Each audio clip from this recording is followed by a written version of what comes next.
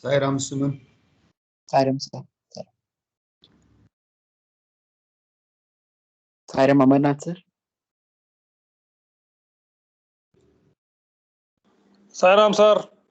Sai Ram Amar. Vadyar Sai Ram.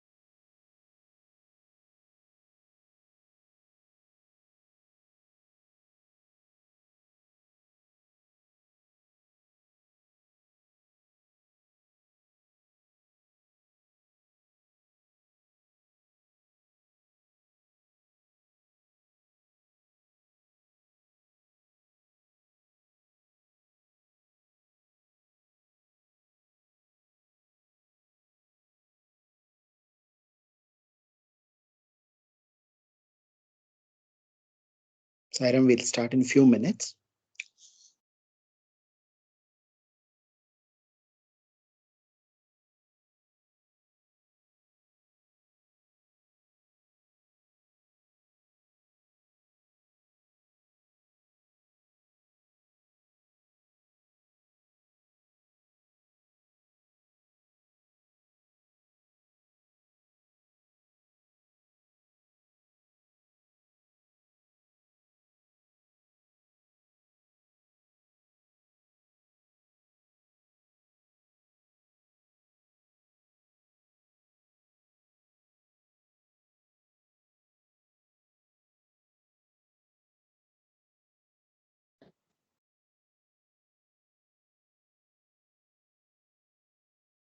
Sairam will start with 3 ohms and 1 Sai Gayatri.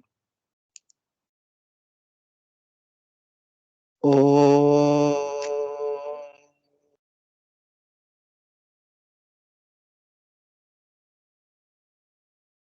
Om.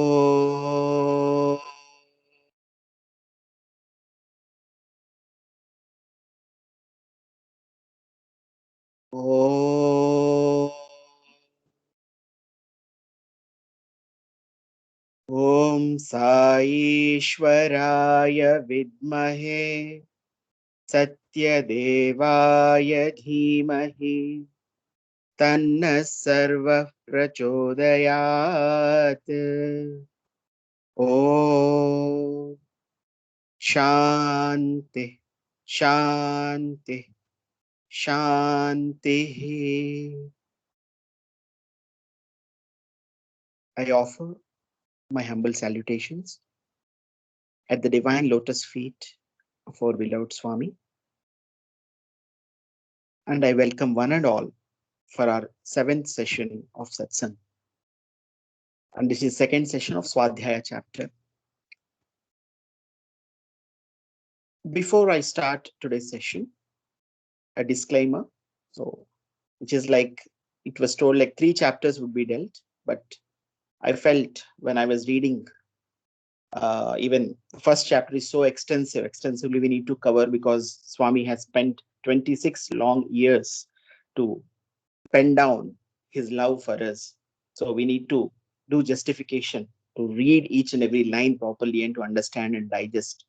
So we'll have special satsang next week, which will be following the other two chapters. So today we'll be concentrating mainly on the first chapter itself, which has a lot of content, which has to be, as Swami, as if I go a quick recap of our first session. So those who haven't attended, I'll just see. Vahinis are nothing but, Vahini is a flow, it's a series. So Vahinis are those 15 books. What are those 15 books? The 318 articles which were penned by Bhagwan for 26 long years from 1958 to 1984 in Sanatana Sarathi. Thanks to the great soul, Sri Kasturi, who has transformed, who has modified everything, collated all the articles and gave them a book form. So Bhagavatha Vahini was there for 5 long years as a series. And what does these Vahinis give? Why should we read? Why should we do this Swadhyaya? Swadhyaya itself is a study of the self-study. We need to study so that we can study the higher self, so that we can reach the higher self. And Swami says that it bestows a bliss and unleashes and helps you discover your inner beauty. He says, what does it give? Is anandam. Andam toti the anandam. So what does this bliss give? It helps us. How does this bliss come? Is when we discover our inner beauty. And through the Vahinis, we are going to discover our inner beauty. And that inner beauty itself is bliss, he says. And how to read Vahinis? Swami has clearly told we should have 3 important qualities. One should have Pujya Bhavam. One should not try to use our own mind. This is the highest spiritual wisdom. It has come in the form of these 15 books. So we need to be very much, and we have to have the Pujya Bhavam when we read that. We should have complete reverence when we are reading that. Because every line has come out of his heart. So we should give attention to each and every letter, each and every word has to be given attention to that. So Pujya Bhavam should be there, the reverence. So we should surrender first so that he can grace us with his, so that we can understand. So can we, at least something gets into our minds. So we need to have first the Pujya Bhavam. Second is we need to have patience. Bahya Nirikshana, Swami says, we should have patience while reading these Vahinis, because being the highest esoteric wisdom, it is not so easy that we are going to understand, or we are going to grasp in one reading. It is tough. So we need to be patient with ourselves so that the grace flows within us and everything becomes crystal clear for us. The last, he says, Swami, we should have is Bahiranga Parikshana. He's giving us a liberty that you can test. It's just not reading. It's just not reflecting. You have to apply and test it. You should test it. And the bliss that you get therefrom, it is a true bliss that you get from the Vahinis. So here he's asking us to test each and every concept that he's going to elucidate here too. And we need to test, and from there actually the true bliss comes. So that is about the Vahinis which we have told in the last session. I'm talking about the Bhagavatha Vahini, as we told.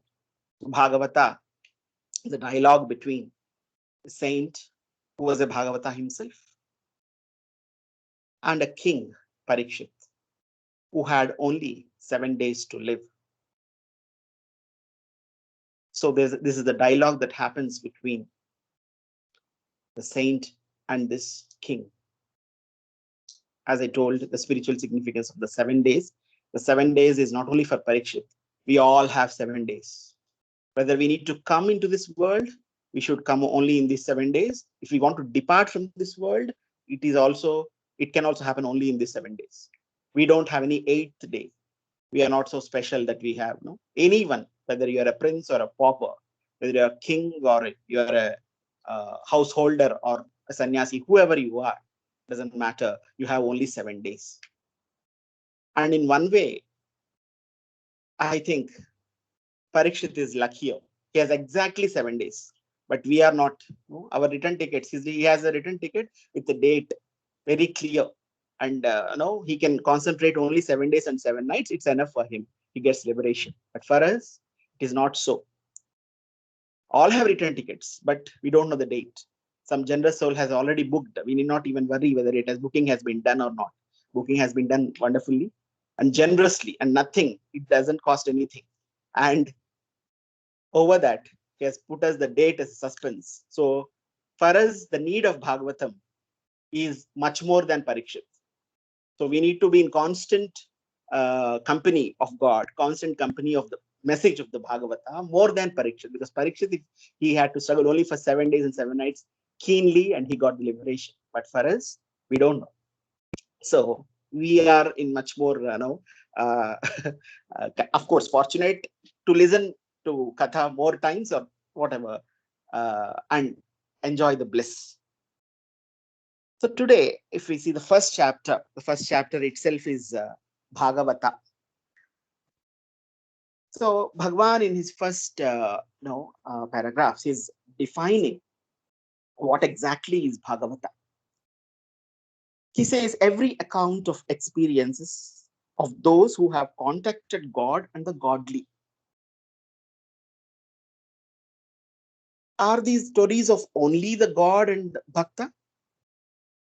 Swami has given one more liberty. Those who have contacted them, they also become Bhagavata.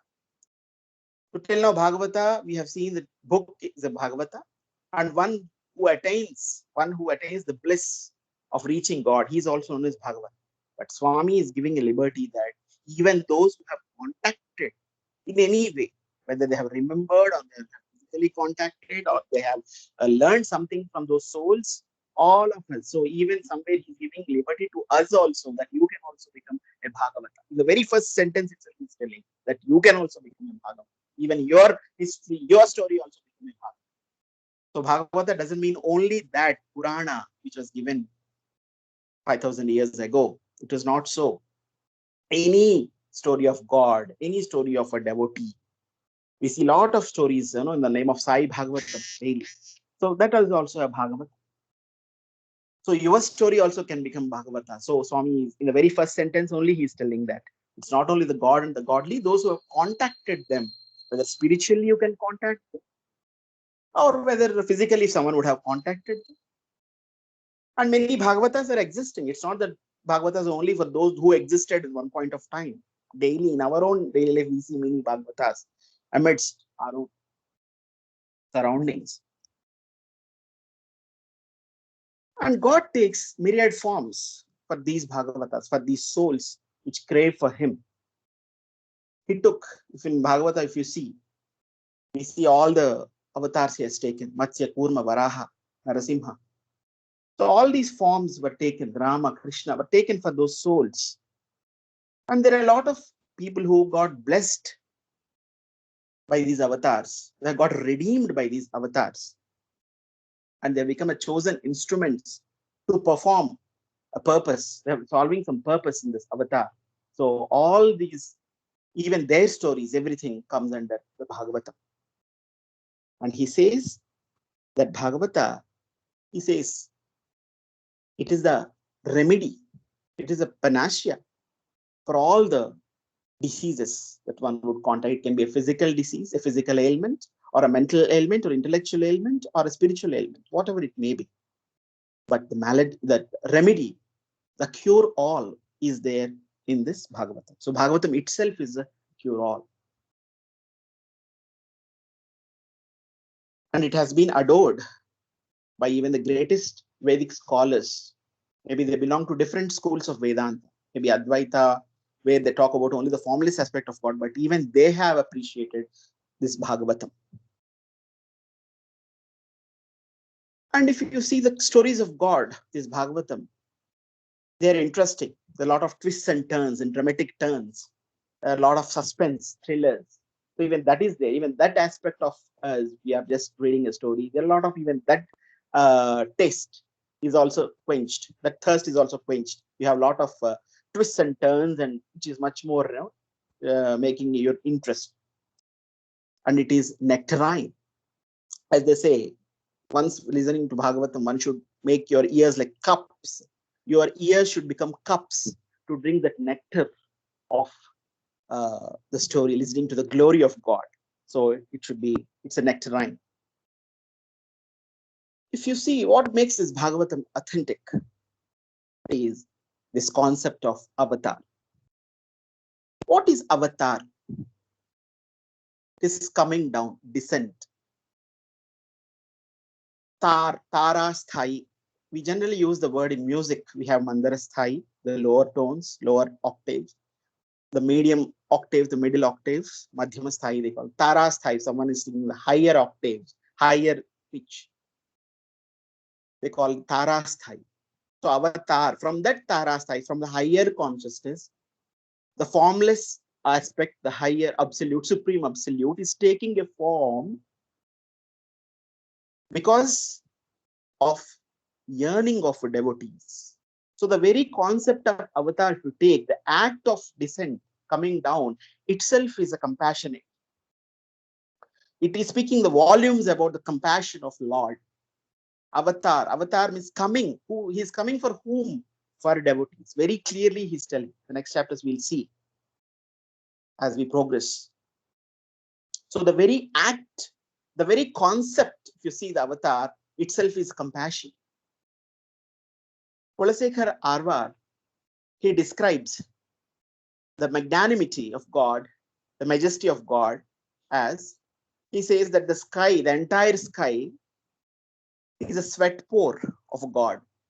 So you can understand how magnanimous, how majestic he would be. If the entire sky becomes a, his sweat pour, how much his body would be. That formless aspect, that formless divine being, Purusha, has taken a form and moved amidst us. Isn't it a sign of great compassion? And not only moved, he accepted us as we are. He accepted us with our faults. Isn't it an act of great compassion? Isn't it an act of great mercy? So the very concept of avatar itself is compassion. It talks about his compassion. So Bhagavata rests on this avatar. So in Bhagavata, we see all the avatar and avatar related stories and the transformation of the devotees, how he has attained him. So all that is related. So Bhagavata, the main, what makes Bhagavata authentic is this concept of avatar. It's nothing but the descent.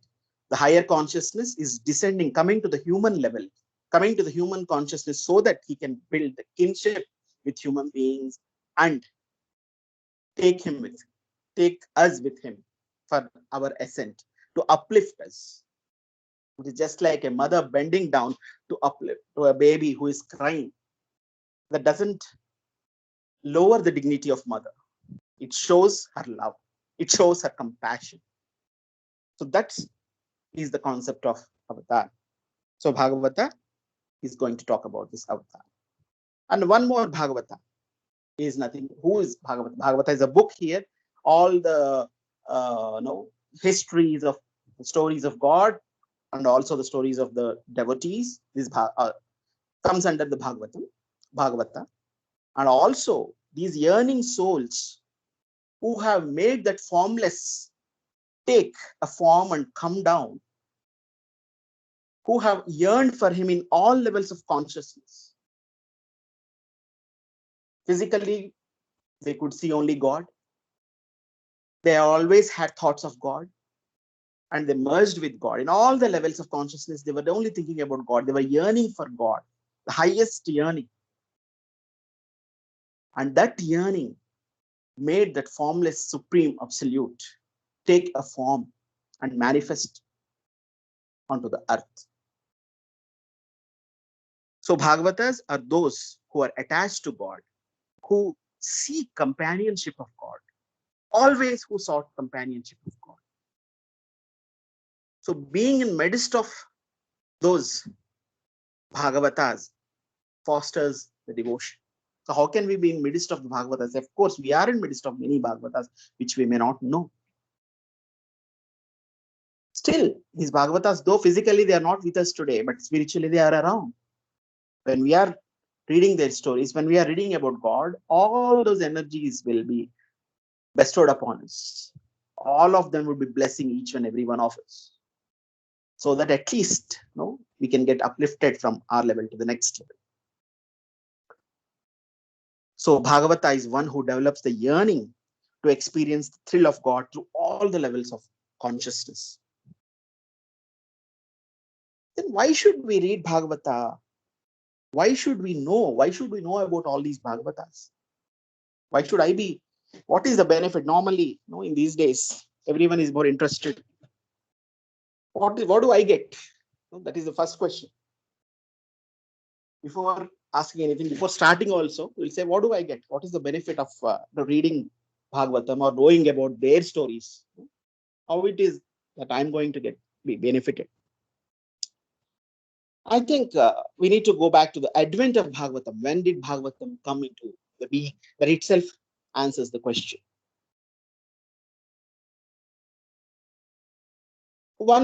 At one point of time, King Parikshit confronts the Kali Purusha. Kali, who's the chief of this yuga. He sees him. Parikshit sees the Kali Purusha harming earth and dharma. Earth would take the form of a cow, and dharma would take the form of an ox. And when they would be having a conversation, this Kali would be harming them, beating them ruthlessly. That's when Parikshit comes across Kali Purusha. Immediately he thrashes him. He would have even killed Kali that day. Parikshit had that much power, but there are certain things that made him not to kill, to spare Kali, which I'll tell you a little later. Kali would plead him, please let me survive. It is God's will. Even Krishna knows that I'm coming. And he left. He has given me my space. So it is God's will. So please don't destroy me. I cannot go. It is God's will, he says. And slowly he pleads. So you are the king. So you should permit me to give. So please permit me to stay. Please. Then he says, I'll give you 4 places. He pleads for places. Give me some places to stay. Then Parikshit gives him 4 places. Yes, you can stay. 4 places. Probably would have given these 4 places because he was a dharmic king. He knows that nothing of these sort of places would exist in his empire, would exist in his kingdom. That's why he had given these 4 places. What are those 4 places? First place, a place where betting is done, like game of dice, cards. Today we see casinos and clubs. So such sort of places where game is being played for money, betting, all that stuff, casinos, and all that stuff. That is the first place he gives, where the Juda, it's called game of dice is used, where people can ruin themselves. We have seen Mahabharata itself is a great example for that. So that place, the first place you can stay. Second, the place where people consume drinks and always lose their discrimination and be in an inebriated state, where alcohol is served, where those drinks are served, which makes a person lose his discrimination power. That is the second place he gives. Third place he gives, place where women sell their dignity. The fourth place he gives is place of violence, where violence happens. He has given these 4 places because he was a dharmic king. He was known, he was an embodiment of righteousness. He was the grandson of Yudhishthira, Dharmaraja. He was a pious soul. So he was confident that there are no such 4 places. No, people won't be going to such places in my kingdom. So he is confident enough that nothing of this sort happens. There is no violence. There are no places where women sell their dignity. There are no places where people get to drink, or there are no places where people bet. All these. Then finally, Kali will try. Kali is a clever man. Says, give me one more place, somewhere. He's trying to catch somewhere. I can find some loophole. Somewhere I can catch this person. Somewhere he's trying to play smart, but I am smarter than him. So let me. So he was pleading in a nice way, trying to show his Maya somewhere, the Kali. Please give me the 5th place. Don't know why Parikshit gives him the 5th place as gold. Whether those days people were not so interested in gold or they were not attracted to gold, I don't know. But he gives the 5th place as gold. There got the loophole for Kali. That's it. Because being the king, he was clad in gold. That's it. He enters the direct. The first target, the first victim was Parikshit himself.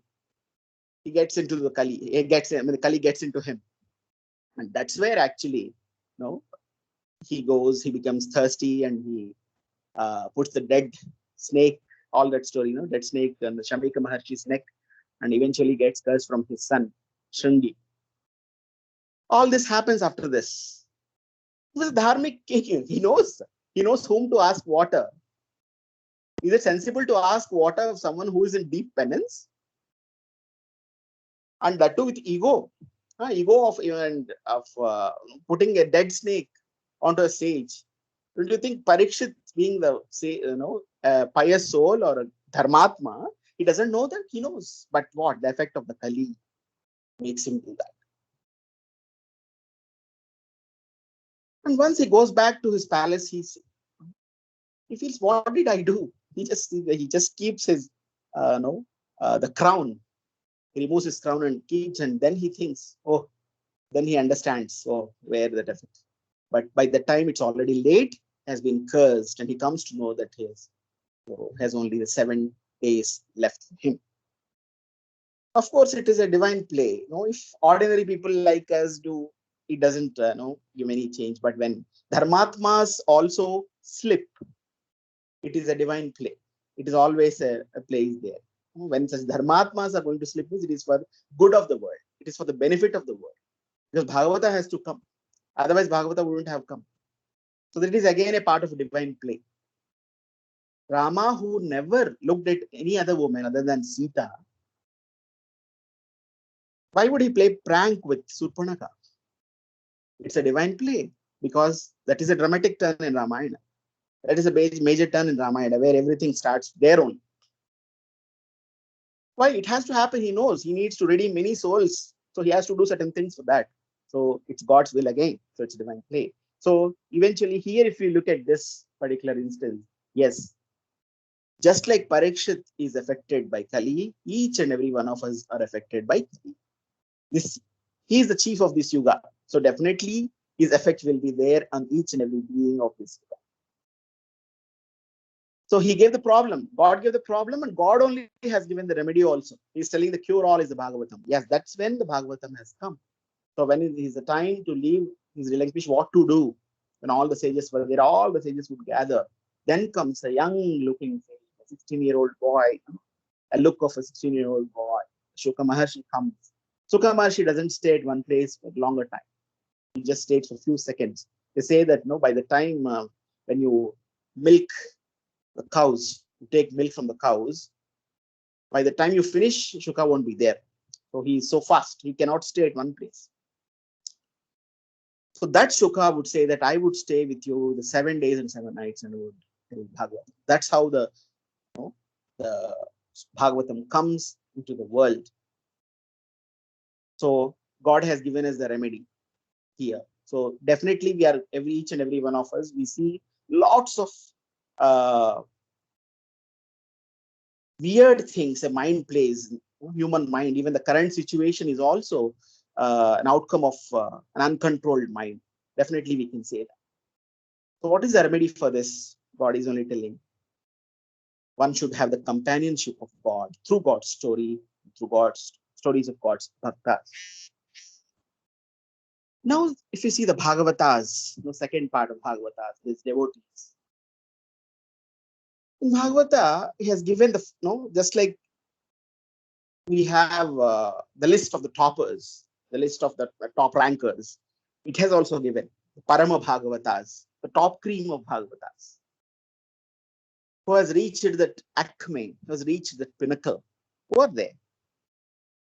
Prahlada, first ranker, Prahlada, Narada, Parashara, Pundarika, Vyasa, Ambarisha, Shuka, Shaunaka, Bhishma, Rukmangada, Arjuna, Vasishtha, Vibhishana. These are top 13. They have given the top 13 people, rankers. Parama Bhagavatas. In the Bhagavatas also the top cream, Bhagavatottamas, or Parama Bhagavatas. So in this list also, who is first? Prahlada. Oh, what makes this man the topper always? Narada, who was his guru, who taught him the Narayana Mahamantra, he got the second rank. But his disciple got the first rank. He even surpassed his guru, Prahlada. So what makes him the topper? So if we look at the birth of, so he was actually a Rakshas, he was a demon. So what is God going to tell? You can still become the best of the best devotee. Your birth doesn't matter. Here his birth is not important. His birth is Rakshasa. And he remained Rakshasa all through life. It's not that he relinquished his birth or he has become a god or something like that. No. Before getting liberation, he was all through, he was in that birth and he ruled the king in a dharmic way. He ruled his kingdom in a dharmic way. But his birth was Rakshasa. He was born in Rakshasa Yoni. So, but that doesn't really affect. So wherever you are, that doesn't matter. Whichever birth you may get, whoever you are, that really doesn't matter. What matters is how you transform yourself, what you become. Slowly, slowly, how you transform. So your birth doesn't matter to God. Whatever he is, it really doesn't matter. So the first, the foremost, the topper you see in the Bhagavatottamas is Prahlada, who was a demon. So once Hiranyakashipu gets killed, the Lord will be in his fury. All the gods request Prahlada, please don't pacify. Only you can pacify God. You can pacify the Lord. Because of the Narasimha, the Ugra Rupa, the furious,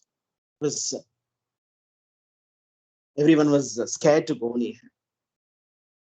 So they plead Prahlada. So Prahlada would go. And slowly, because of his bhakti, he pacifies the Lord. And Lord will be profusely in tears. Even Prahlada would be profusely in tears. Both of them are crying. This is the it happens after the death of Hiranyakashipu. Lord is crying. Oh, my child, you've taken so many troubles. What trouble? One pandemic has shaken us, but Prahlada had every moment as a pandemic. The day he took the name of Vishnu, his pandemic started. Every day he was thrown to the top of the cliff, was thrown into fire. He was bitten by snakes, not one snake or even the most poisonous snakes. He was trampled by elephants, what not, and by his own father. The pandemic is not far. No, at least we can be in lockdown and we can safeguard ourselves from a lockdown. But he cannot, because his own father has become a pandemic in his life. So God is crying because for my sake, you have taken those many troubles. And Prahlada is saying, even you are not less, my God. Whenever I took your name, you came instantly for me. So he is crying. Lord is crying because of Bhakta has taken troubles for me, and he is crying because whenever I took, you didn't delay, not even a second you delayed. Immediately you came. The moment I took your name, you are there. So what can I talk about your compassion? So both of them are crying. And that time God grants him. What do you want? Moksha. I give you moksha. So that's what I'm telling here. How a Bhakta transforms all these trials and tribulations in life will transform him. So what he took recourse in God. He just took that Maha Mantra which was explained, which was given to him by his Guru, bestowed upon him by his Guru. Namo Narayana. Om Namo Narayana. What does it mean, Namo Narayana? as Namo, Namaha, say not mine. Narayana, Aya. What is that Aya? Narayana, the God. Aya means for. I am for Narayana. This body is for Narayana. This mind is for Narayana. This Atma is for Narayana. I am not for mine. I am not for me. I am for Narayana. Om Namo Narayanaya. So that is the meaning of the Maha Mantra. And that seeped into him every moment. Om Namo Narayana. Narayana. Narayana. Went and went and went. He faced the toughest of troubles. Tougher than the toughest troubles he faced easily. And after all this, normally, after all these trials and tribulations, how a person would be. And when God asks, I would grant liberation, his first thing is, please forgive my dad. He is my father, without ignorance. Because of all this pandemic is created by his father, and every moment has become a hell for him. But yet, he first prays to his father, please forgive. He says that yes, he has already attained Vaikuntha, don't worry. Once I kill somebody, he automatically gets moksha. So he's redeemed. Don't worry about your father. Next, what do you want? So when he says that when you want moksha, he says, I don't want moksha. I don't want to come alone. I want to take all these beings with me. What a selfless. He was praying for all of us in behalf of all of us. He knows. He was telling all these people, they are in these worldly pleasures. They don't know how to attain.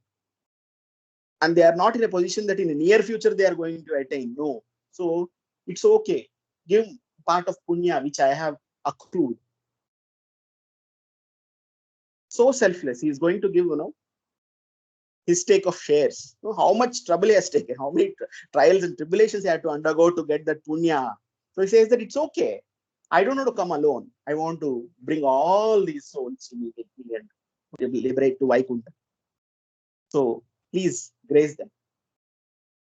So that's the selflessness a Bhagavata attains. He's the top cream, the top rank of the Bhagavata. And why did he reach that? This is what it all tells us.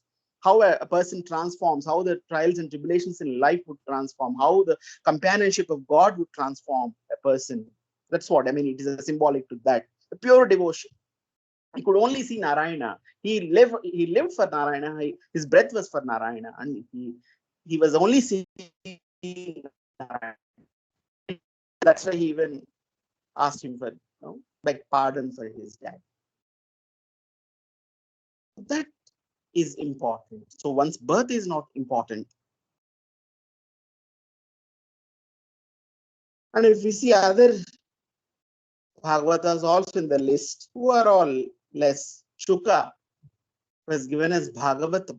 Bhagavatam has come into existence only because of that Shuka. Bhishma, Vishnu Sahasranamam has been given. Today it has become a cure-all for anything. There are many documented evidences where Vishnu Sahasranama has cured cancer. Vishnu Sahasranama has cured very serious elements. It has come out of a Bhagavata again, Bhishma.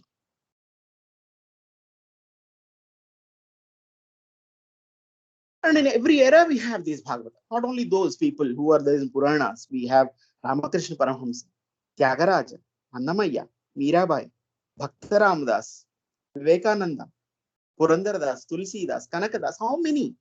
Endless. And why should we read? Why should we know about them? That's what their journey, the transformation, all the trials and tribulations. Were they not faced with ego? Yes, they had. Annamacharya had ego at one point of time. Tyagaraja had ego. They are the pure souls. Sometimes or the other, this Maya has to attack them. The avidya Maya, which is there because of the ego. As I said, having ego is telling God you go. It's simple.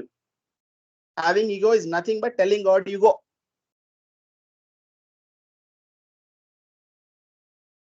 Even they had, but when they were shattered, when their ego was shattered, the outcome would obviously, when Tyagaraja's ego was shattered, Tyagaraja had a spiritual pride at one point of time that he was the greatest bhakta. But yes, God doesn't want, no, if ego is there, God cannot exist. He's telling like God, you go. No, God wants to come into his heart. So God would shatter. Oh, and every time, what all the trials and tribulations, even their ego was punctured, as Professor Anil Kumar would tell that ego is like a bloating tire. Swami is always ready to puncture that tire. So when the ego was punctured, it will be very painful. But yet, those souls have welcomed it as, wow, what a compassion, Swami. You have given me this situation, this difficult situation, so that I won't get ego. You haven't given me this so that I won't get ego and I become far from you. So everything became compassion. As someone was telling me, a mundane thing like nails. So when they used to get, itching, and when they used to scratch their body, they used to say that, whoa, what a compassionate one you are. You're given as nails to scratch. Even as mundane nails spoke volumes of compassion of Lord for them. That mundane to complex, everything was God for them. So when Tyagaraja's ego was shattered, what came out of him was one of the Pancharatnas. Endaro Mahanubhavu. Endaro Mahanubhavulanda Riki Vandana Mulu Endaro Mahanubhavul. So that has come. He's taking everyone, Mahanubhava, everyone, Endaro Mahanubhavu. He thinks that time, that spiritual pride comes, but after the shattered, he says all are the greatest and the blessed souls, the supreme beings, everyone, Endaro Mahanubhava. It is not one. Many, many blessed souls are there, many Bhagavatas are there. That comes out as one. Kirtan. The same thing happens to Annamacharya also. Even Annamacharya at one point of time, he rejects the plea of a king of Penukonda, which is a place near Parthi only. So he was that time, he was a king, Saluva Narsingaraya, his name was. So he would request to sing the Kirtan for me. He says that I only sing for God. I cannot sing for you. And that's where he gets imprisoned and he'll be tortured. The great devotee, Srimati Sobharaj, who was also devotee of Swami, once asks, Swami, Annamacharya has just told what he, because he sings only for God. He doesn't sing for king. He doesn't sing for. So why he was tortured? Why he had to undergo that torture? And Swami explains. He had that time, that spiritual pride, that little ego was there. So he had to undergo that little, what do you call, injection, or maybe it is a small surgery to get rid of that ego also. That's when comes out one more kirtan of Narasimha. It is a Sanskrit kirtan which comes out of Annamacharya.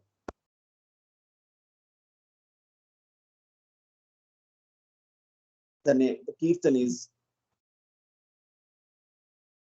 Halane Tranala Prabala Vijullata Keli Vihara Lakshmi Narasimha.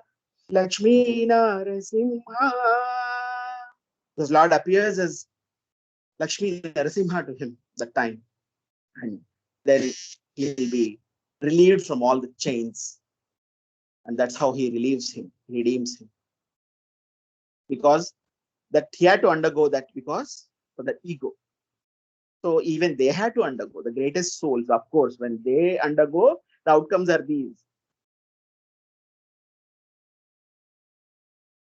Purandaradasa had to leave his riches. So he was a silver merchant, he was a great gold merchant who used to live near the Shimoga, I think Tirthahalli area. It was great. So he relinquishes everything, material riches for God. Tulsi Das, who was very fond of his wife, Ratnavali, she becomes a guru. And because of her, he becomes Tulsi Das actually. He says that, even iota of love you had for God, he would incarnate for you. He would give darshan. Immediately, that becomes a turning point for him. Even one more person is called Bilva Mangala, who is famous as a Leela Shuka. He's known as Bilva Mangala Thakur. He was a womanizer. Even when he burns the dead body of his mother. Before it gets burnt also, he goes to his girlfriend, or he goes to a prostitute who he used to go to regularly, Chintamani. Even she, today also you came. Your mother has died and today you have come to me. Even iota of devotion you have for Krishna, he would come to you. That becomes turning. And he writes Sri Krishna Karnamrutam. The Bilva Mangala turns that is a Leela Shuka. Because Shuka, just like a Shuka who is given Bhagavatam, he becomes a Leela Shuka because all those episodes of Krishna, he visualizes inside. I mean, God grants him that. And that's how it has come into these shlokas, which is known as a Sri Krishna Karnamrutam. Wonderfully, he describes certain episodes, if you see. The Krishna goes into one Gopika's home to steal butter. So the Gopika was a little clever. So whenever Krishna comes, she'll come to know, she ties bells to that pot. So that if Krishna comes, she'll come to know. So Krishna is God. He can even command each and everything. The lifeless thing, everything is at his command. So when he is raised up by the fellow Gopabalas to steal the butter, slowly he'll instruct the bells. It's all the episodes which that Leela Shuka has visualized in him. I mean, he has literally seen within him. So Krishna will tell, hey, don't ring bells, you don't ring. I'm going to steal butter. So the moment he keeps butter in his mouth, they'll ring. So why did I ask you not to ring? Why did you ring? So whenever God takes the Naivedya, the prasadam that is offered, Naivedyam is offered, bells are rung. So we couldn't contain. The moment you took the butter, we rang. So bird and the bells will reply that way. That's a wonderful description, which is nowhere you will find in Sri Krishna Karnamrita. So like the wonderful descriptions are there. These are not his imaginations. These are the things which God has bestowed upon him. He could see. Literally, he could see. Just like our today, the movies which we watch. So they have watched here with not the internet, it's the internet which they could watch. Even if we see in our devotees of Swami, Kasturi, Rambrahmam sir, Karunyananda, Peddabottu, Venkatagiri Maharaja, Burgul Ramakrishna Rao, Dupadi Thirum, how many devotees are there? If you just look at even their lives, you can see, we get transformed. Kasturi, who has come to Swami, Professor Kasturi, who has come after retirement, how much work he has done. All these Vahinis today we are discussing is because of this great soul. And how much trouble he has taken. He has his own personal troubles. He lost his teenage son. Even other son also, he dies in his 60s. Even his daughter says that these many problems are there. You're nicely going and talking about Swami. Says that gives me joy. That really doesn't matter. All these problems are there, will be there. It really doesn't matter. But he took the joy. He enjoyed speaking about Swami. When his daughter's marriage was also in doldrums, she had to undergo a lot of trials and tribulations in her life. You see, Ram Brahmam, the sage, would say, whatever Swami said, you only used to say yes. There was not even a question also. Why Swami? No. Others would even make a ruckus for the kind of problems what he had got from Swami. But he accepted. Swami once told you, son is dead. You don't tell your wife, you have to take. Yes, Swami. That's it. He didn't even cry. He didn't even ask, why Swami? Why did my son die? No. So he takes his wife after they finish all those 11-day thing and comes back, and his wife bursts out. His wife questions Swami. What, Swami? What did you do to me? You took my son. And Swami says, no, son didn't go anywhere. He's with me. Come, I'll show. So he'll take you to, both of them. He takes both of them to Trai Vrindavan and shows their son in blood and flesh. There are many such episodes with him. So the great Ram Brahmam. So there are many such souls, even in our Dhupati Tirumalacharya, who has got the vision of Rama. Venkatagiri Maharaja, who's got the vision of Rama. Gurugula Ramakrishna, who got vision of Swami, appeared him as a Lord Sriman Narayana to him.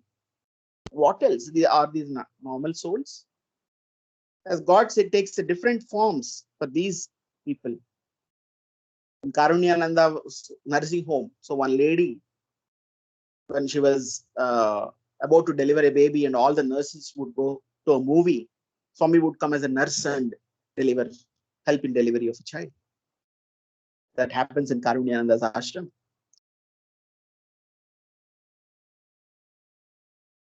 So all these works of these souls, if you see, even Annamaya Kirtanas or Tyagaraja Kirtanas, and what are these? These are alive today. Till today they are alive. Today they have become livelihood for somebody. Even if you read the story of M.S. Subbalakshmi, at one point of time she had a financial crisis. She was a nadir of her life, and she was revived by Annamacharya Kirtans.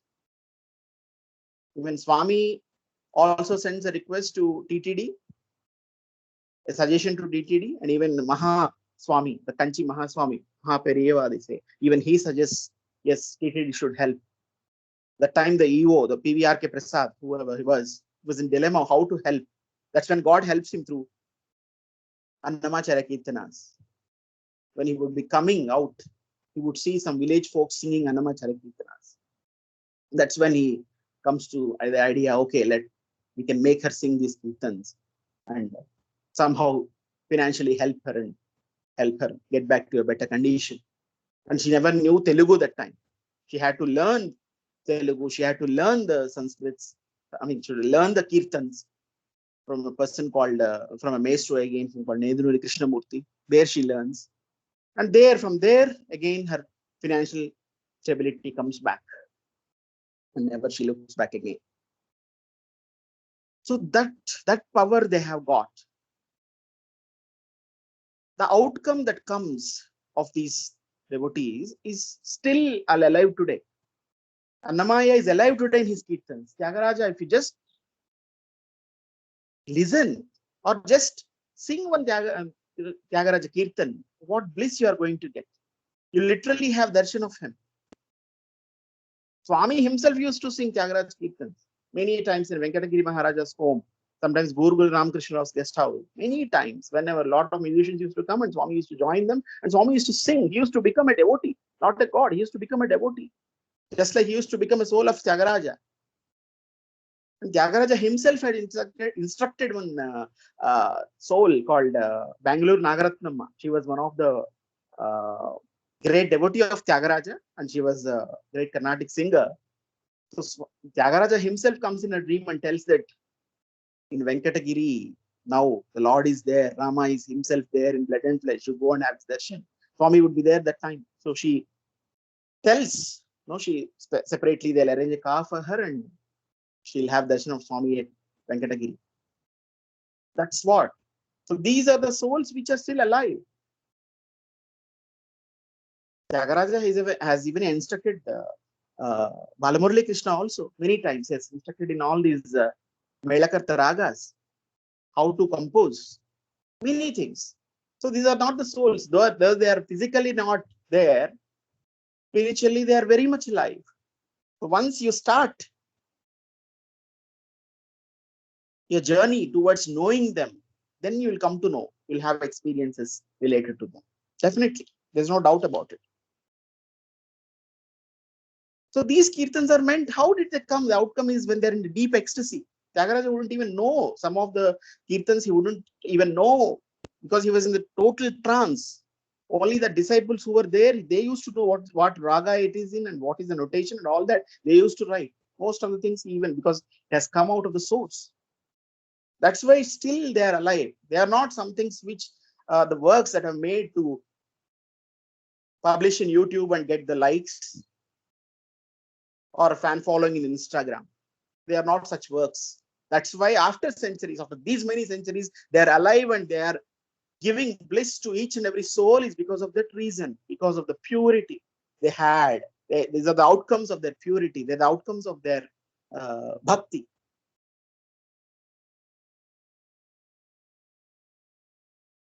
So purity is the important. Bhagavatas, from what we can learn is the purity. Once Swami told in his discourse, if you do good deeds, doesn't mean you are good. But if you are good, whatever you do will be good. I repeat, if you do good deeds, doesn't mean you are good. But if you are good, whatever you do will be good. What does this mean? One needs to be pure. He is looking at the inner being. What you do outside, it can be anything, but that doesn't qualify you as a good person. Of course, you can start journey like that. When I start seva, yes, it's a good deed, definitely. But my inner being may not be so pure. But as I do it more, I should always see that my inner being is getting pure or not just the outer act. The outer act is seva, but it can sometimes lead to ego also. So one should be very careful. As Swami says, sadhana should be always be coupled with self-analysis. Whenever we are doing any sadhana, whatever it may be, we need to keep checking how our thoughts are, how our words are, how is the demeanor towards others, how is it, everything has to be perfectly, has to be cross-checked, checked. Are my words perfect? Are my words hurting anyone? Each and everything. The self-analysis is a must. Swami sees the effort. We may succeed or not, of course, but definitely there will be definitely a change, a transformation will be there. So Swami is seeing, are we doing effort in that direction? That is what he sees. We may not become in overnight, we may not become a very peaceful souls or pious souls or someone who can only talk only sweetly. We cannot use harsh words. That doesn't happen in one overnight. It doesn't happen. It takes time, but are we doing the effort in the direction? That's what matters. So purity. So once you're good, whatever comes out of you is good. Whatever comes out of you is pure. That's what these are, the souls, great souls. The kirtans that have come today, they're still alive and they're redeeming the lives is because it has come out of the purity. They're the outcomes of the purity. The legendary singer who passed away recently, S.P. Balasubramaniam, was once instructing the budding singers. Especially he was talking about the one more legendary singer, Muhammad Rafi, that time. So every day he used to, as a teenager, he used to go to college on a cycle. And on the way at a shop, he used to every day listen to one song, one film song of Muhammad Rafi. And he would cry. It's not any, devotional song. It is just a romantic song. It's a jolly romantic song. But he says that I felt the godliness in that. Because it's the outcome of a pure soul. That itself shows that how pure the soul is. Whatever that comes, it can be whatever, it can be a movie song or whatever, it will depict, it will take you towards the God. Doesn't matter. It was not a pathos song. He was telling it was not a pathos song. So he said, he instructed all the singers, first, you become good human beings. Becoming a singer is a secondary. That is the second thing. Great singer. First, you become a good human being. So automatically, and when you do efforts, automatically the outcomes will be pure. Outcomes are going to be fantastic. So he gave that instruction to the budding singers. And even Bhagavan himself had once requested, but he even asked the yesteryear film actor Manoj Kumar to bring Muhammad Rafi to his discourse in Mumbai. He himself asked. And when he came, out of public request, Muhammad Rafi sings one bhajan. And when he sings that bhajan, he'll be in complete trance. Swami would point out, he'll show especially to this Manoj Kumar, see that aura, the blue light around him. He is God's own soul. Bhagwan himself told. People often look at as a film playback singer. No, we try to judge people on their the field they are in or their birth. No, Swami himself is clearly telling here, Rakshas has got the cream, the topper of Bhagavatottama. So one's birth is not important. One's external appearance is not important. His inner being is important. So whatever we do, whatever profession we are, whatever, ultimately what Bhagavan sees is your inner being, how fast it is moving towards God. That is more important. So that's what here, the purity. So God himself told. Even Sachin Tendulkar tells, when I went to my dad in his autobiography, he writes, bless me to become a good cricketer. He says that I would not be happy if some people say that your son is a great cricketer, but I would be more happy if people say that your son is a very good human being. So always become a good human being first. Today we can see that outcome is known as a god of cricket because how he worked on his personality. People just see the outcome, only the results, outer thing. No, what made it manifest? It is the inner purity. It is the personality that made it manifest to the outer. So that is just an outcome. That's it. Because of the purity inside, what we are becoming actually, once we are becoming pure means we are becoming an instrument. We are becoming flutes. No, in Krishna's hands. Because nothing is there. Pure. We are pure. So he can mold.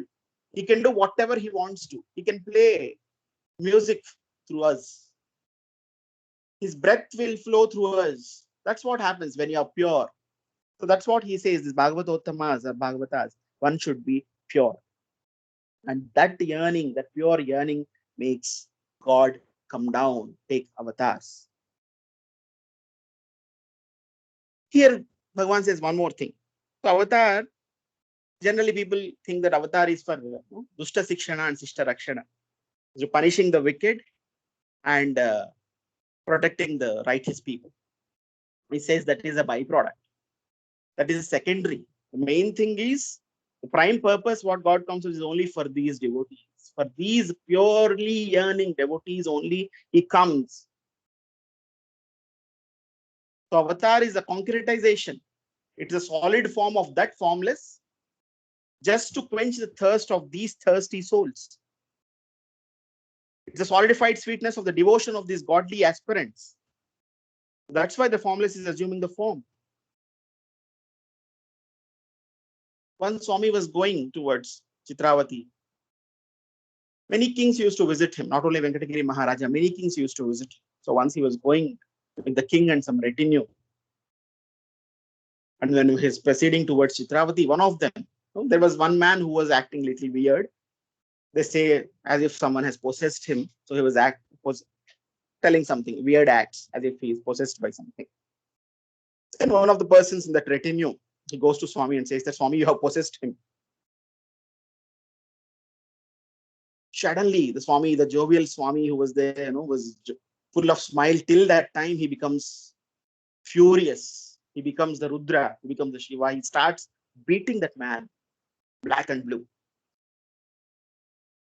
Literally, the king had to intervene, had to stop Swami because he was thrashing like anything. No one could see Swami in that avatar, thrashing a person totally. So he was thrashing. What do you think? What do you think of me? How do you think this form has come? This body has come? How many souls have prayed for this body? Do you know? How many rishis have done penance for how many years? Do you know? How can this body possess, or how can this soul possess anyone? So we never know, because he has moved in our midst. He has given us kinship. We never know who he is. He's the supreme absolute, has taken a 5'3" form for us to move amongst us. You never know which souls have prayed for him.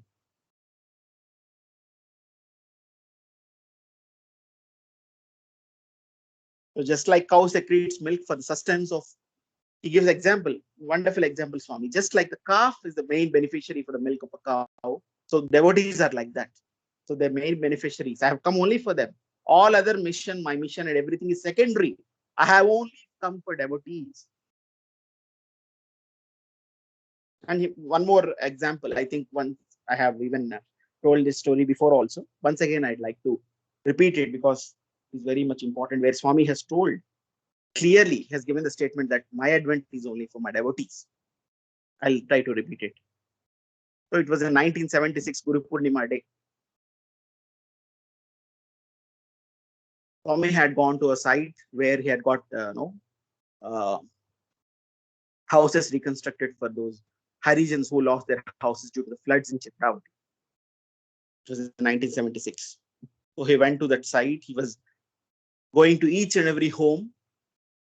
He was knowing their problems. He was talking to each and every one of them. So a lot of people were there, and Bhagavan is spending quite a lot of time with each and every family. And he was in completely joy, complete joy. By the time he finished, he was completely physically exhausted. When he returned to ashram, there was one senior devotee who was there with him, who accompanied Swami that time. He said, Swami, why don't you skip today evening's darshan? Because you're physically exhausted, because the entire day has gone here. Better you take rest for today. You can skip darshan, he suggested. He said, please don't strain yourself, Swami, please. So hardly he had completed the prayer, Bhagavan shot back. You think all these people have come for my darshan? Are they here so that they can see me? Wrong. Absolutely wrong. The devotee was shocked. He began to think, for all these people are not here for Bhagavan's darshan, then why on earth have gathered here? Why they have gathered here? Why they have come from so many places, far and near? Why are they waiting for him with so much patience and silence? He was trying to make out the sense of what Bhagavan told. They have not come for my darshan. So seeing his puzzled state, Swami gently looked deep into his eyes and in a firm tone, he clarified, it is I who is going to have their darshan. They all have come at my sankalpa so that I can see them. How am I to take rest when they are waiting for me? I want to have their darshan. It is not that they want to have my darshan. When Swami told, the person immediately thought it's exaggeration. Atisayokti. Telugu, it's Atisayokti, they call it. Exaggeration.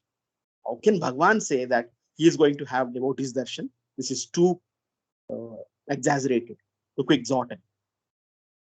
Right at the split second, Bhagavan snapped at him with a piercing look. And he angrily said, you think it is Atisayokti? You think it is exaggeration? The devotee was shaken to his bones. He was profusely sweating. And he was not able to make out the profundity of the message. His mind went completely blank. What to do? Few seconds went by like that. Then Bhagavan lovingly explained, when I go amidst devotees, do you think I look at their bodies? I see their souls. When I see them, I see their past, I see their present, and I think, what should I do for their better future? How can I redeem them? Unfortunately, you look at me as the one with this body. I'm not this body, and I don't look you also with the body. So even before the devotee could really understand the enormity of the words of Swami, then Swami told, every time I speak, I address you all as Divyatma Swarupulara, the embodiments of divine Atma. So do you think I'm simply telling to praise you or please you? I mean it. You're all Atmas. That is how I always see you. My advent is for my devotees, and I am a devotee of my devotees, Swami says. My advent is for my devotees, I am a devotee of my devotees. What a statement. I don't know any avatar would have given such statement. I am a devotee of devotees. Openly. Do you really want any other more proofs than this? That God's avatar is only for the devotees. It's only for the devotees. Other things are incidental. All other things are incidental. It's only these souls, these pure souls, can only make him bring again or any time matter. Only the sincere, earnest yearning is there, only he'll manifest. Otherwise, he won't come. And he even says that there is no compulsive rule that incarnation should occur only on earth or only in human form. They can occur anywhere, any place, any form. Completely my will, completely. It's God's will, it's Swami's will, what form he's going to take. One more experience of here, Kasturi. One day Swami tells Professor Kasturi that I'm going to give you tomorrow an ultimate experience, something which is beyond all the experiences till you have experienced. So I'm going to give something. He was so excited. What is that Swami is going to do? He's going to materialize something. So he was just eagerly waiting the next day. The morning happened. Swami didn't tell anything. Afternoon he was waiting. Evening he came. Nothing happened. But he was still waiting. It became evening. The evening became night. Swami even retired to his home. And then he lost hope. Okay, what Swami? He was just with disappointment. He was just in his room. He was lying on his bed. Swami then comes, taps. I get up something 11 o'clock or 12 o'clock at night. He takes him to his room, holding his hand. And in the room, inside Swami's room, there are many beings, totally heavenly beings, full of aura, full of light. And all of those beings were trying to come to Swami. They are not. It is like something has been restricted, as if someone has been, some rope has been tied and their entry is not allowed. It is like that. The situation is like that. Those beings were trying to hold Swami, come near Swami, but they are not able to. See, these are the representatives of different worlds in this many Brahmandas. We don't know how many Brahmandas are there. Just only each. There are so many, too many innumerable beings, he says, and they are representatives only. We never know how many beings are there in this world. They are only representatives. So they have come and they're pleading me to take avatar in their world, in their loka. And how fortunate you are, I'm holding your hand. How fortunate we are. We never know who he is because he's come in 5'3" form. What is magnanimity? That was experience, the true experience of. So it is no compulsive rule, but yet his compassion, his love for us brings him. There is no rule otherwise. There are many beings who are craving Swami to take avatar in their look. It's very clearly told. So he is beyond time and space, beyond all qualities. So for him, all beings are equal. The difference between man, beast, bird, worm, all these are outer costumes. That's it. What he sees is, these are called upadhi. Upadhi is something like outer costume. All are equal. As Swami says, I'm like the current. So in some light, it will be dim light. Somewhere it will be 0-watt bulb. It will be 40-watt bulb. Some other bulb will be 60-watt. Some will be tube light. But the same current is same in all that. And everything has its own purpose. Nothing is inferior or nothing is superior. All. So like each and every one of us, there is no one superior or there is no one inferior. Everyone has its own purpose. Every being has its own purpose. A tube light can't be a bed light and bed light can't be a tube light. It has got it there. They have their own purposes. That's how Swami sees. He sees that consciousness, that unity within. He sees only that. Just like as I told in the previous, I see only your souls. I don't see that outer costumes, whoever you are. I only see your inner being. I only see your souls. So he only sees that consciousness. So fruits of activity, people see the outer costumes. They are only for the people who are concentrating who think they are the bodies. They are more worried about the karma and karma phala. So Swami is not really worried about it. Okay, it is a part and parcel of life. It's just a role play. That's it. All these, family and all these things today, we see everything, the career, the wealth and all these things. It is just a movie, just like a movie, a role play. It is going on. But ultimately, what is important to Swami is how you're transforming yourself, how the inner being is getting transformed in all this. The great Ramana Maharshi, who was a great soul, he had to suffer.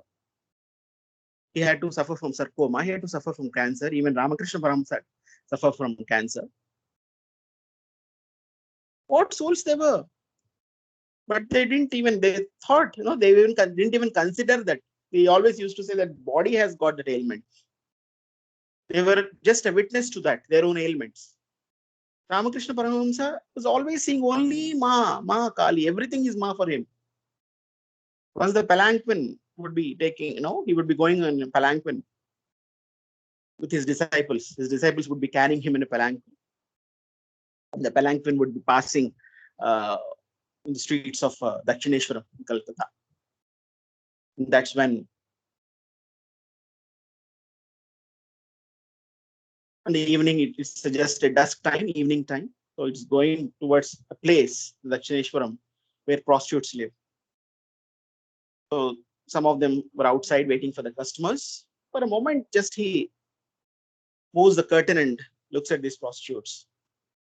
Ramakrishna Paramsam jumps out of the palanquin and he starts touching the feet of each woman there.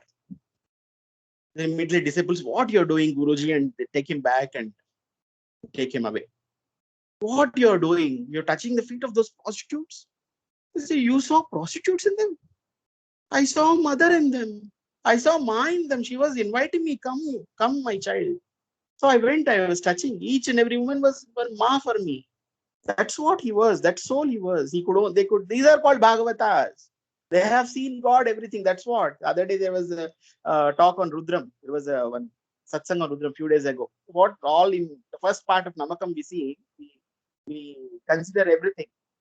We actually consider Shiva, what all comes in.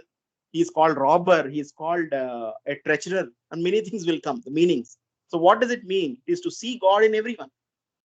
God is only manifesting. All these, this is just a natak. That's it. We just get into this Maya and feel that it is a role play. So God only is taking that form. That's what they have realized. That is what even Rudram is also telling us. The Namakam is all about that. A lot of things will come. The interpretations we look at, what is this? Oh, he is a chore. He is a petty chore who filches. And he is a great robber. From the petty chore to a great robber, everything is Shiva. So that's what Namakam says. Everything, each and everything is Shiva. Each and everything is God. That's what they have literally visualized. If you look at avatars, Swami says that avatars are many. There are some avatars who come with a particular purpose and go. Kurma, Varaha. Some purpose they had. Kurma was only for that when they churn the milky ocean. Narasimha is only for killing the Hiranyakashipu.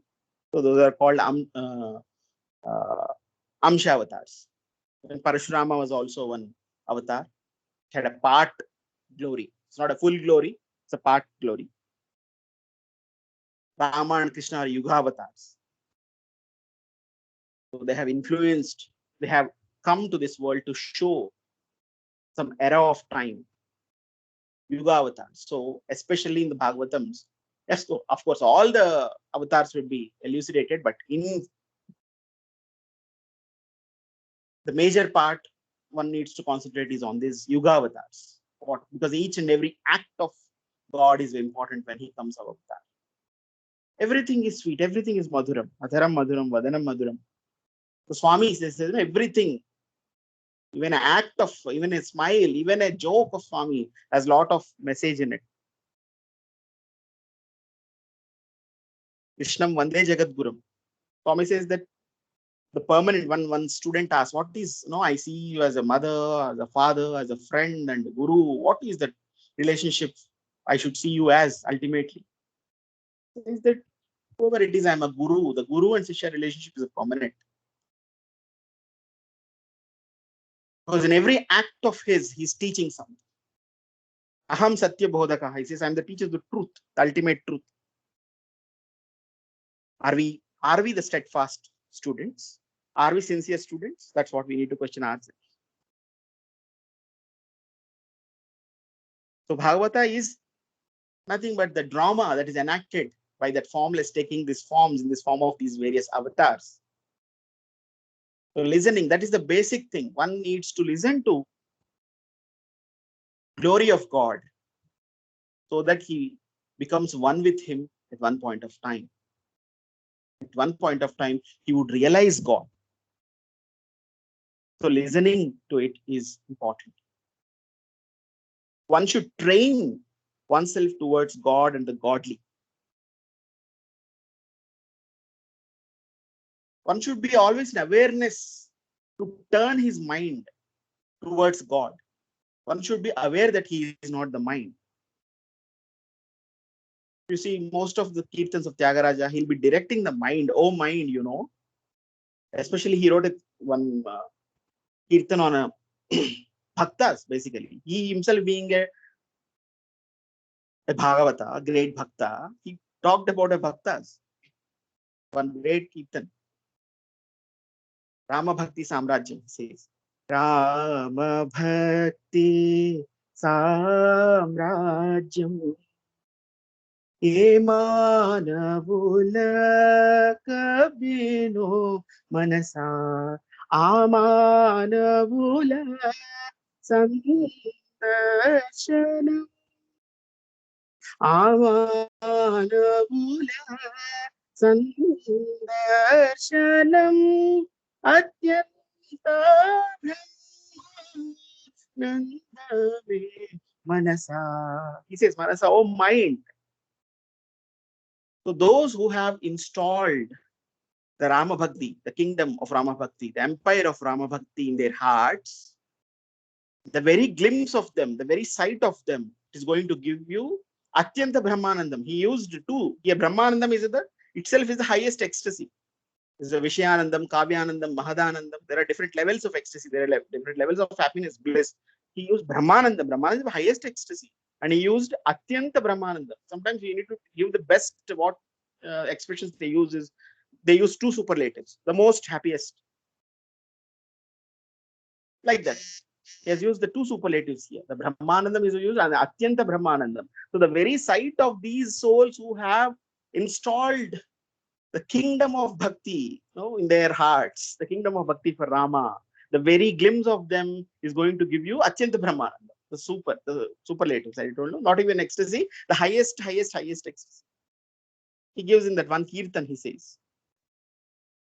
So we need to train. And if you see here, he says, Manasa, oh Manasa, he's telling the mind, oh mind, turn towards, see them, look at them, have their darshan, know about them. So we also need to create an awareness to train our own mind.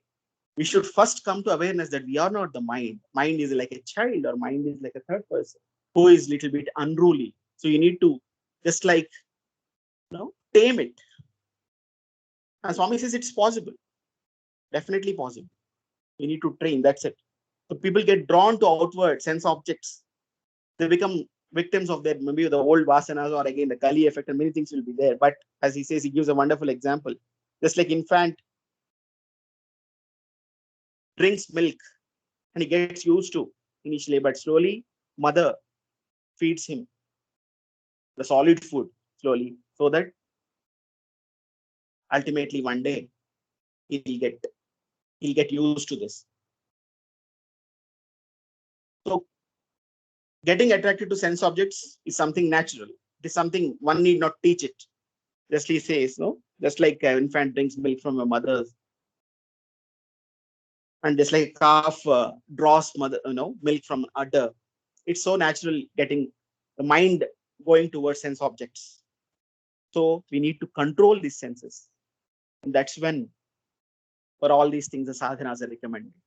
Whether it is repetition of a name, the Ramasmarana, the best recommended sadhana for Kali Yuga, the meditation, the Upavasa, Sandhya Vandana, there are many things. All of these things are there.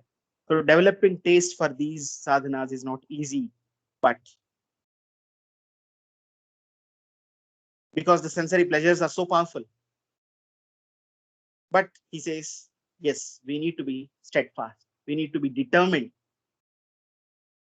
to make the mind to turn towards. So this sadhana should be constant. The practice, as they say, constant practice is important. Transition becomes easy. Just like initially there may be a problem, just like from transition from the milk to a solid food. Yes, initially we need to face certain obstacles in this path, but definitely it is possible. We can turn towards God. And once we turn towards God, the pleasure we are going to get, the bliss we are going to derive from listening to the glories of God and these Bhagavatas is something you get, it becomes like your addiction. Just like you are addicted to something else, to coffee or something, you get addicted to Bhagavata. You get addicted to. So it's a good, Swami says, God madness is the most beneficial madness, the least harmful madness. And when it comes to Namasmarana, one more small story I remember.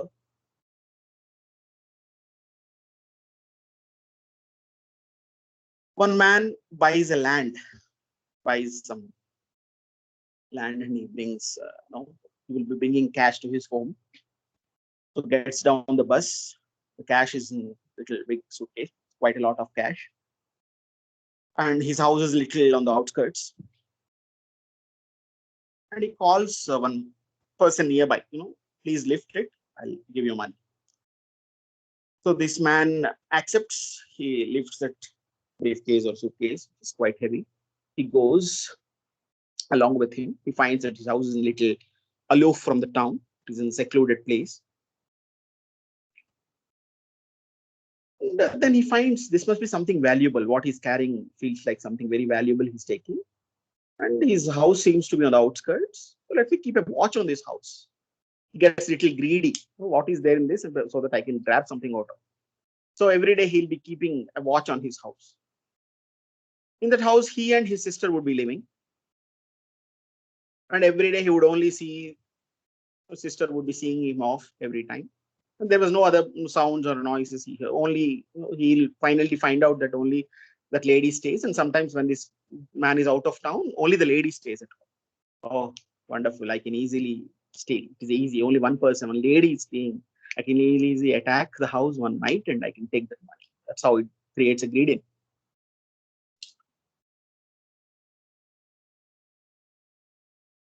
And one night, yes, he comes and he's trying to pull the door. And that lady is a clever lady. She has put the bolt in a little, a different way so that it's not so easy to be easily broken. So he was grabbing, there was a sound coming. So she came to know that, yes, thief is at the door. She's a clever lady. So let me do some, because she's alone and she should handle the situation. Then suddenly she shouts. She goes near the door other side and she shouts, "Hey Ramaya, you just take that stick and stand there. When you open the door, you just beat him from that side. Hey Lakshmaya, you just stand there and you hold that log. You just thrash him once he comes inside. Hey Hanumaya, you be this side." So she talks, she takes the names and tells that, as if she's instructing these people. So I'm going to open the door. And once you open the door, when the person comes in, you just pounce on him. And she opens the door. The thief who was afraid, already she has taken names. Oh, I thought only this single lady is staying, and I thought, oh, these many people are there at home, and he flees out. He vanishes. So what she did here, she took only names. There were no physical persons there. So the names intimidated the thief. The thief went.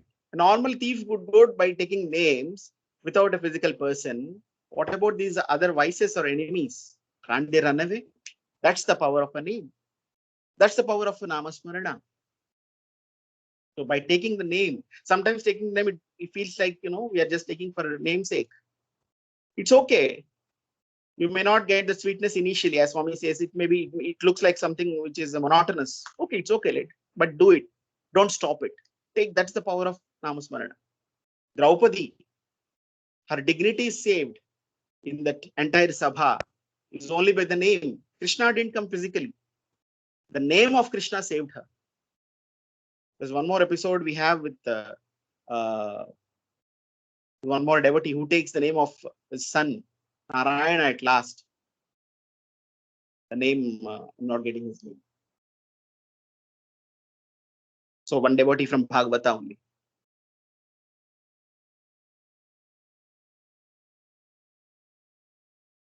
So that's what. There are many stories like this. A name can save. So Namasmarana is the easiest. Can't we take the name of God? Can't we take the name of God who is telling that my advent is for my devotees, I'm devotee of devotees, I'm devotee of devotees. Can't we take his name every day for some time? Even that much can't we do for him? It's only for our good. It's only for our redemption. That's the power of Namasmarana. And there are many souls who got it's transformed in our Sai community also, who were once upon a time surrounded by a lot of pleasures. Great Mr. Raman Rao, who served as a drug controller for Andhra Pradesh. He was a regular to a club before he became a devotee of Swami. Slowly, as Swami, he became an exemplary saver. Swami gave him best of the best blessings because he was very exemplary saver. But due to one, in any company you can find one great person. So one friend of his, even in that company, brings him to Swami. We never know when the turning point comes. Victor Kanu, I used to attend his lectures during somewhere around early 2000s. Who was ambassador for UK. He was from Sierra Leone, Africa. So he says that he was so regular to parties daily. So there are different types of foods, and every food has every type of drink. So that level of luxury they used to have in the parties, and it was a daily affair for them. Daily he used to go back. From that state, Swami made him to establish as a school called a Miracle School in Zambia, in a slum area. Even till today, that school exists, and a lot of wonderful citizens are coming out of it. That's what it makes, coming into the company of the good, taking the name of God, coming into the company of God. That's where it changes completely, 180 degrees or 360 degrees, completely. It'll take you away. That much transformation can happen. Yes, Swami is telling it can happen. One thing is we need to have that steadfastness, the determination.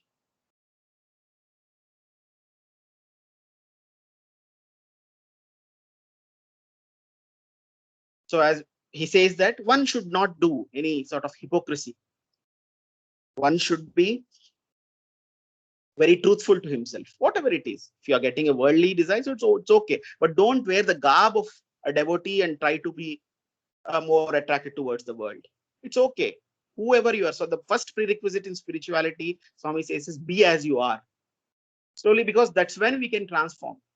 If we are only sleeping, we can be awakened. If you're acting as we are sleeping, no one can do anything. So that's why we need to be truthful to ourselves. We should not be a hypocrites. Something inside and something outside. No, Swami says that is not good. That is not good for a sadhaka or a just to show off. No, Swami says that is important is that inner being. It's okay. It's okay. We are getting attracted to sensory these things. Okay, but slowly it gets transformed. But don't try to act. Don't try to pretend as if what you are not. Swami says that is not a good attribute, especially for the aspirant. So listening to the glories of God, it cleanses the heart. So especially he says how you should enjoy the glory of God. He says reading, of course, reading will definitely help. But more he says the company is more important. Because when a person is telling, when a soul enjoys what he is doing, it can be a song, it can be a talk, and when he mesmerizes himself, that's when he is able to create an impact on others also. That's what even I told about Kirtans, because they are outcomes of the pure souls. So they are giving good vibes even now after many centuries. Still they have life in them. They are soul enriching the soul. It's because of the outcomes of the purity. So also Swami says that one should be in a good company. So one should even listen to the glory of God in a company of good people, because their vibes also come to us. The vibe of a speaker who is trying to transmute his good vibes of bhakti to us. Not only us, the rest of the Bhagavatas are also around and they are also giving. So a lot of energy. a magnetic field is created around. And that is actually going to make a much more impact than an individual reading of story. Of course, it is good, but he says more powerful one is listening to the glory. That happens to, just like Parikshit listens. So listening to the glory, it creates a nature. So that's where it instills, that's where it propels the interest in God and the characteristics of God and everything, to seek him. So listening to his expositions by wise is much better than reading oneself. So that is the impact it is going to be created by listening to his glory than just giving a reading. So we need to attend the satsangs. We need to see that something is going inside us, because the company is going to create a lot of effect, especially in this Kali Yuga. So if the speaker experiences himself the glory, then it is the supreme luck. It's a luck, Swami says. So joy in the company is great. What you enjoy, it's great. Even Dhritarashtra, only because of his company with Vidura, only good thing in life he did was he used to every day listen to Vidura, good words of Vidura every day. And that's where he got the boon of, he can view the Virat Swarupa. He even got to know the Bhagavad Gita himself. Because of the boon, it is because of what? Because of the company of the good, because of Vidura's company. So when Swami says that when we are in the company, automatically these vices would leave without any trace. Without any trace, they are going to leave us. So that's how we can get back to our natural state, the natural state of love. Love becomes her being. Swami says that dhanam and daivam cannot coexist. If you are asking for worldly riches, at the same time you're asking for God, it cannot happen. That time you can neither get dhanam nor get daivam. You get dayam. Swami says you get devil. So you cannot ask for the worldly riches, worldly pleasures at the same time and you ask God. No. You should ask only for one. If you're asking both at a time, it is going to lead to, you may end up in devil. Swami very clearly says that. So I think it's better. The option is just like in one of the stories as that a rich man's wife's stories. I think everyone is aware of. One wife would just want the husband to come. So one wife wanted books, one wife wanted jewels, because when he goes to abroad, and one wife wanted medicine, something. So he gave what all the other wives wanted. He gave what all they wanted. And he went and started staying with first wife. And all the three wives, why you are not staying with us? Because she only wanted me. So I came. I came and started staying with her. You just wanted these things. So if you are asking them, he'll give that, but he won't come. If you ask him, obviously everything will come. So what is the smart move? Smart move is asking for God. Because everything will automatically come, but not in the want of the pleasures. Because once we get God, what else you want? You really don't. You are complete by yourself. Once we reach that stage of the highest bliss, we will not have any expectations from the world. We are already a complete person. We are already in a complete bliss. So dhanam and daivam cannot coexist. If we are doing that, we are inviting dayam. We are inviting devil in our life. And finally, Swami says, this glory of God. If you see the stories of even Swami, they're endless. Every time we keep wonderful stories, different twists and turns. There is no end. Just like waves of ocean starts. This is an ocean without any shore. Such a huge ocean, the glory of God. So only one thing one can come is dip in it and just enjoy, redeem himself in it. There is no end to it. If you think that, okay, of course, a satsang can have end. I started, okay, the glory, and now the glory has ended. If I tell that, no, I'm a very foolish person. Glory can never end. Probably my lecture can end or my talk can end. Satsang can end, but the glory can never end. Glory is unending. It's an infinite ocean. So once you take a dip, that's it. You are dipped forever and ever. And you are redeemed. So one should dip oneself in this glory of God. And every time he says no, and you become pure. Once you become pure, the outcomes, whatever that is going to come out of this is going to be completely pure. Whatever you do becomes a seva. Whatever you do becomes a divine act once you become pure inside. That's what the glory of God, listening to glory of God and being in the company of the devotees and listening to the glory of these Bhagavatas is going to make. So itself it's going to make us Bhagavatas. And it is something unending. It is just a journey. It is joyful, joyful, joyful, and only joyful. And ultimately it's merging in him. So there's no end to it. So these are my perspectives on the first chapter. So now I think it's a little ahead of time, but still I think it is very important to deal it with details because these are the words of God. So these cannot be taken lightly. At least detail we discuss at least some point. Iota of it, if we are going to take it and put it into practice, I think we can redeem ourselves. With this, I close my perspectives. So, and I open this for the discussion for some time, if you think you have time. And next week, we'll have a special satsang, the next 2 chapters, 2nd and 3rd. Sai.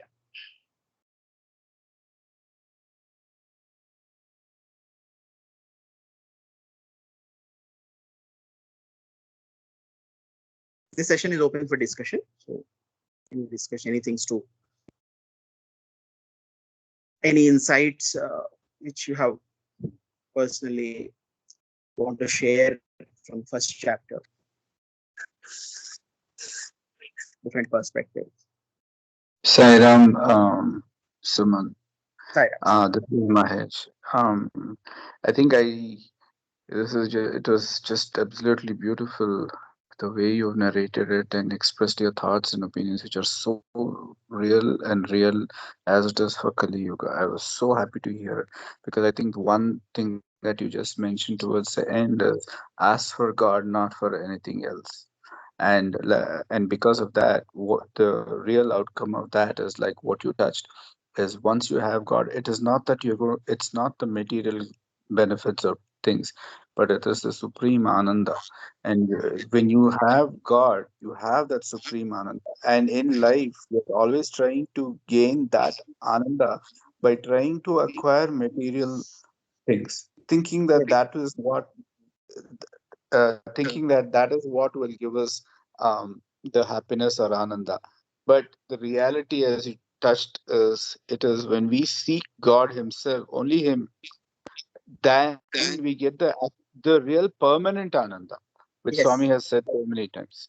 And Yes. I think that was a very good way of telling, basically everybody is looking for ananda, but it does not happen in the transient, everyday changing world.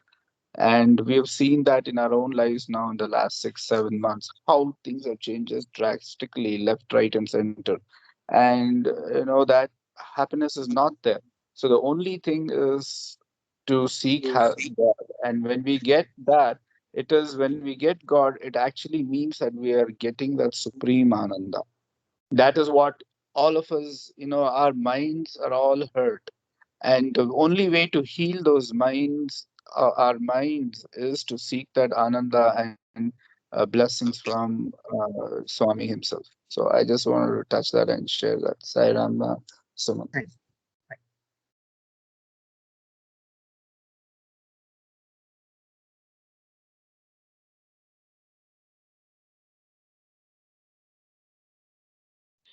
Sairam Suman. Sairam. An hour and 40 minutes went by just like that. 100 minutes of such deep tattva. I think it is going to take us quite some time to digest all that you said, connect all the dots, put it all together. It's amazing as to how you encompassed so many topics into this 1.5 hours. Thank you very much, Suman. I have absolutely no questions. In fact, on the contrary, it's only contemplation. Thank you, Sairam.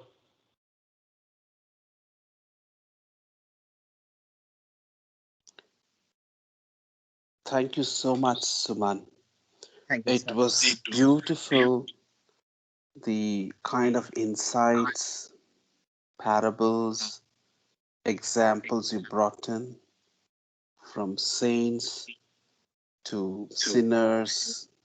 It was beautiful. It was beautiful. A very nice weaving of the entire narration. completely enjoyable, and I think I feel much more enlightened this evening. Thank you, sir. Thank It you. was very nice, and I think you mentioned in during the course of your narration, uh, Swami saying that he looks at the soul, not the body, and he looks at the uh, you know the purity, not the expression. And you also gave the example of Muhammad Rafi, and there was one other instance when Swami was in Bombay. I think it was in 2009, Okay. and this very popular playback singer Sonu Nigam, Sonu Nigam. Yeah. yes, he gave a performance, and then he asked Swami towards the end of the concert, Swami, can I sing a film song, but something very dear to me because it gives a very deep Deep message? meaning. Yes. Yes. And Swami says, go ahead. It's Yes. such a beautiful, that in Yes. interaction, all Hargadi by Bhajani. sign language. Huh? It's a Kalho Na Ho song. Exactly. And that song has so much meaning in it. Yes. Yes. Uh, and that was again and one more insight of how Swami looks at the purity what is it conveying rather than we get lost in cosmetics kind of a thing. That was a beautiful example that you talked about, Muhammad Rafi, and that just reminded me of this beautiful episode. Thank you so much. Very nice.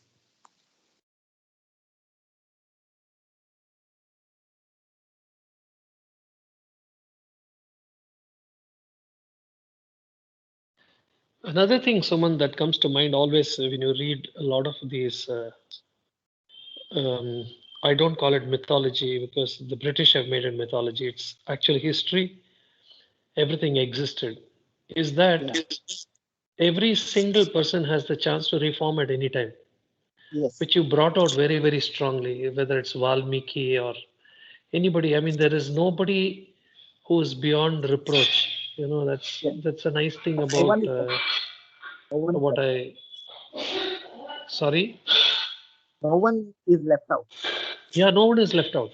Absolutely One true. I I mean, remember is Akbar said to Birbal, "I am greater than ye- your God." So he yes, says, exactly. "Because I throw someone out of my kingdom, he can't throw because his kingdom is vast, so he Yeah, cannot throw anyone exactly. out of." Very true. I mean, it gives so much encouragement that two things. I mean, there are two aspects. Like when you do something, uh, like Swami says, you may do godly work, but that is not enough. The beautiful example you gave, the intent behind the task that you take is so important. Yes. Ego shouldn't come in. Ego comes in, you go. So God Yes. goes, edging God out. So Yes. these are so many lovely things that you brought up. So a lot of uh, time we require to digest all this. Thank you, Sairam. Thank you.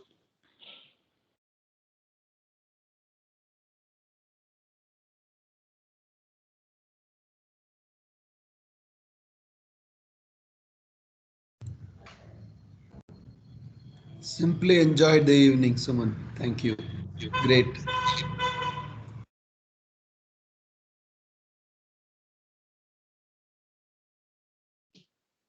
There are many more thoughts or questions. Just yeah, one more Yes. thought. Sorry, Suman, I keep coming in, but It's okay. It's it okay. is so profound today.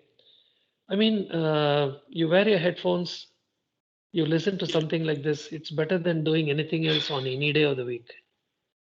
God thoughts. What more? What more can one ask for? Yes. It's completely removing your karma during those 100 minutes because the I thoughts think are so that's pure. the as I told in the beginning. So that Yeah. is the sadhana what Swami explains in Kaliyuga. Because the outer world is changing so Hargadi Bhadal Rahi Hai as in that song Correct. proves. So it is I think very evident. Current times are quite evident. So Yes. the recourse is only his glory. Thank you so much. Thank you, Yeah. Saira. Adding to that, kal ho na ho, whether there is a Yeah. tomorrow or not. This is The the moment. only Yeah, it's this moment, it is this present, right? Yes, yes. Like Swami also said, na, that tomorrow is a mystery, yesterday is a history, History. kind of a thing. But only one point that comes to me, building on what Subbu said, the Sunday becomes such a challenge, the Sunday evening. We have two, three options, and you don't want to miss any of them. I don't know, man. Suddenly Sunday becomes such a difficult choice in a way. It's a happy choice rather, happy problem rather. Lot of parties to attend. It's a problem of plenty, which is nice to have. I But know. Jagdish, Nice charity fresh. begins at home. So this is our first choice. Thank you. And today we are overflowing because we had another 1.5 hours of wonderful But talk by Dr. Ravi this morning. Yeah, Subbu, yeah. Subbu, charity Yeah. begins at home is fine, but no Yeah. regrets. The first choice is the best choice. True, true. Sairam, Sairam. We have heard Suman briefly every time the Narayan Seva, but this 1.5 hours full flow was something I was waiting for a very long time. We enjoyed it every bit, sir. Thanks. Sairam. And actually, every Narayan Seva, when Suman was around, and the way he used to, that one or two moments of thought for the day, the way Suman explains and brings out so many dimensions, truly enjoyable. I wish and pray we get back those days. Sairam.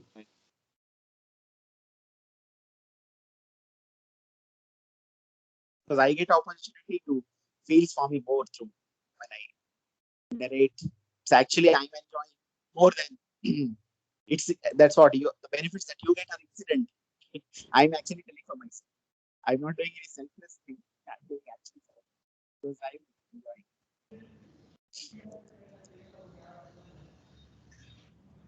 Yeah. So we'll have next satsang on next Sunday. Not after 15 days. It's just the next week itself.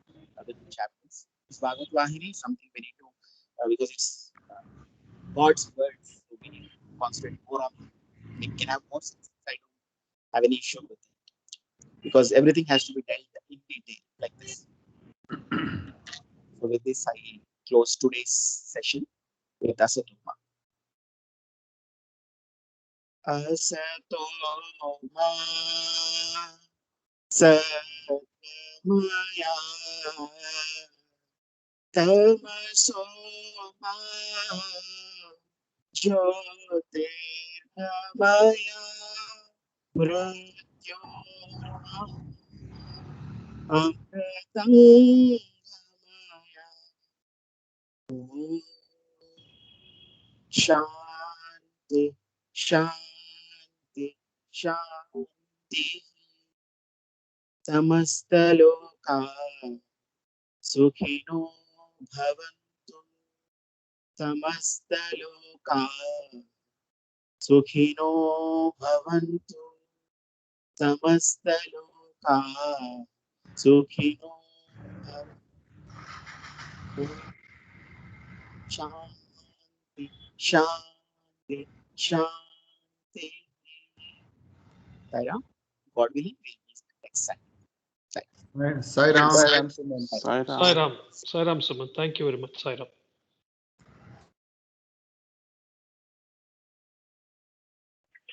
Thanks so much, Suman. It was absolutely amazing. Sairam. Sairam brother.